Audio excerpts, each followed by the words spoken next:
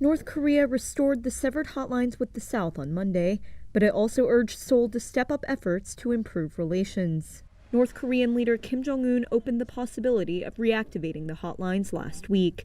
They had been severed since early August, when Pyongyang cut them off in protest against joint U.S.-South Korea military drills.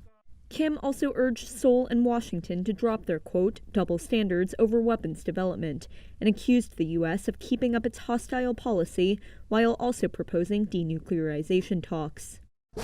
North Korea has fired a series of projectiles in recent weeks, including a never-before-seen hypersonic missile and an anti-aircraft missile.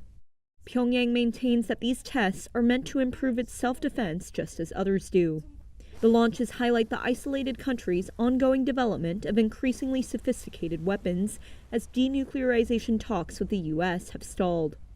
The Biden administration has said it has no hostile intent towards North Korea and has called on Pyongyang to resume talks.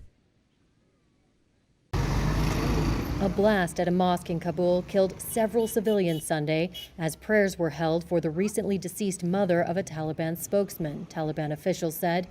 There was no immediate claim of responsibility for the attack, the most serious in the Afghan capital since the withdrawal of U.S. forces in August. Several other civilians were hurt in the explosion on a main road near the entrance to the mosque, officials said. Taliban commanders were seen giving blood at a hospital treating the wounded. Media access was tightly controlled.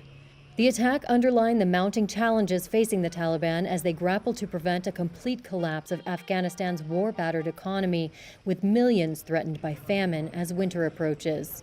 Hours after Sunday's blast, local media reported heavy exchanges of gunfire to the north of the city. Residents contacted confirmed they had heard explosions and gunfire. Reuters was not immediately able to determine who was involved. A large oil spill off the Southern California coast was described as an environmental catastrophe by the mayor of Huntington Beach on Sunday, as the breach of an oil rig pipeline left dead fish and birds strewn on the sand and offshore wetlands clogged with oil. An estimated 126,000 gallons or 3,000 barrels had spread into an oil slick covering about 13 square miles of the Pacific Ocean since it was first reported on Saturday morning.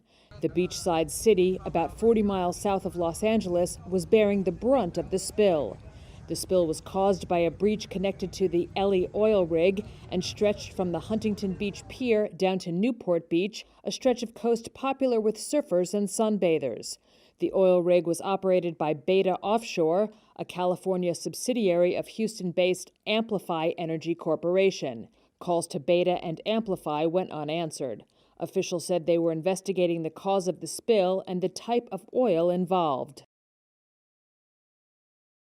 I do worry about the consequences of the moment we're in, the fact that now vaccination is something that's dividing us culturally and politically. With the U.S. COVID-19 death toll now surpassing 700,000, the highest of any country, the federal government is leaning on vaccine mandates by individual states and businesses to help stop the spread.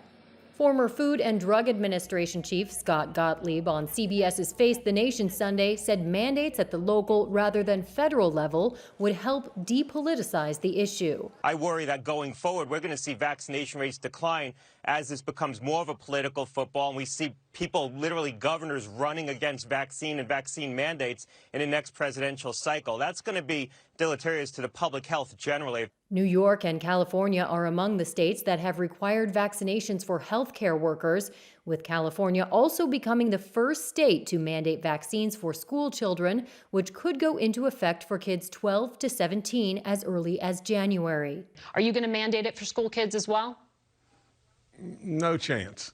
Why? No chance. One governor who's pushing back on that is West Virginia's Jim Justice, who also appeared on Face the Nation Sunday. As governor, you mandate, we looked, measles, mumps, rubella, tetanus, polio, other vaccines. Why won't you put COVID on that list? I truly believe that the mandates only divide us and only divide us more. Justice added, however, that he does encourage parents to vaccinate their kids. Some 70 million eligible Americans remain unvaccinated.